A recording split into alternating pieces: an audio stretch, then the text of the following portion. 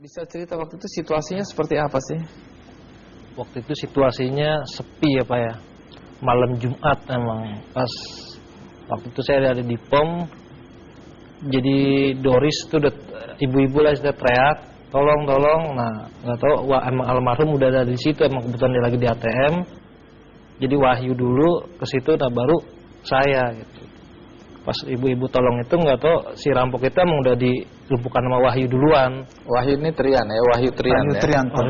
Wahyu Trianto ya. Terus saya menghampiri Wahyu itu kan. Nah sebenarnya saya tuh nolongin Doris itu berdua Wahyu kan. Rampok itu udah kena. Nah terus datang temennya tuh, jangan main hakim sendiri gitu kata temennya kan gitu. Itu waktu pada saat itu masa udah mulai berkumpul udah juga mulai ya? banyak. Jadi mau menghakimi si rampok itu. Nah Anda bahkan katanya mau justru menolong agar orang tidak menghakimi rampok itu ya? Iya betul. Tapi apa yang terjadi? Nah setelah saya mau menolongi rampok itu ternyata dia yang malah yang nembak saya gitu. Pas saya kabur, saya kan lari, bunyi tembakan saya lari. Pas saya lari nggak tahu saya udah ketembak. Bayangin, ditembak aja nggak rasa ya? Ditembak 2 kali. Iya di sini sama di sini 2 kali dia. Sini tembus, sini masuk lagi. Anda dalam keadaan sadar waktu dibawa lari ke rumah sakit? Saya sadar terus dari rumah sakit Melia Darmais sampai ke terakhir Tamrin.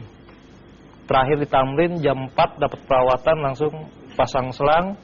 Semua ini selang, baru saya nggak sadarkan diri. Berapa lama akhirnya Anda di dalam ICU saya perawatan? 7 hari. Perawatan itu hampir kurang lebih sebulan. Sampai saat ini trauma nggak kalau ada perampokan atau? Sampai saat ini sih masih ya agak trauma kalau ngeliat yang pakai jaket hitam, pakai helm, masih agak trauma. Tapi kalau kita orang pakai jaket hitam, pakai helm, pakai kacamata, Anda agak gimana? Deg-degan gitu ya? Oh karena memang rampoknya waktu itu berpakaian seperti itu? Iya seperti itu. Nah kalau Anda sendiri hikmah dari kejadian ini apa?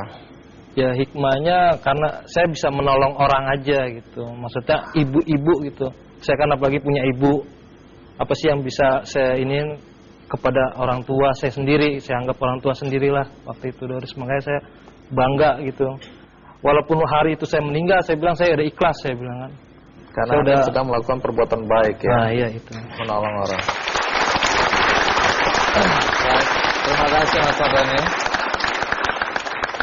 Nah, Pak Sugito, Trian kan ini sudah pergi selama-lamanya. Anda pernah nggak ada perasaan atau keluarga menyesali tindakan yang dilakukan oleh Trian? Ya, sebenarnya sebagai manusia biasa tentu kita mengevaluasi. Kenapa bisa terjadi seperti itu.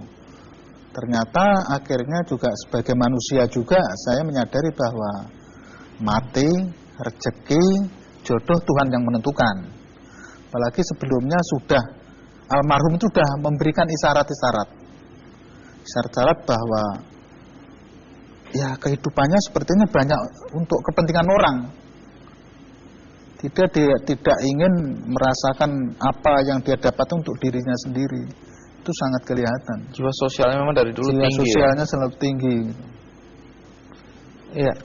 Nah, apa sebenarnya nilai-nilai yang Anda tanamkan pada diri Trian selama ini? Iya, saya ada 3 sebenarnya, masalah moral, masalah mental, masalah motivasi sebenarnya yang selalu. Sering saya ajak ikut latihan naik heli, ayo naik ke atas, maksud saya supaya berani.